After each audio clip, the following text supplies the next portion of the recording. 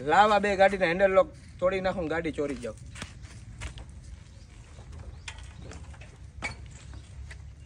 હાલે, એકનો તો તૂટી ગયો, હવે આનો તોડી નાખું.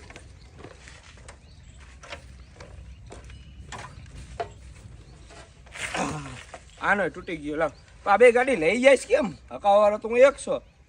લે ઓલા બે બેઠા એને બોલાવું. તમે બે એલા નવરા હો?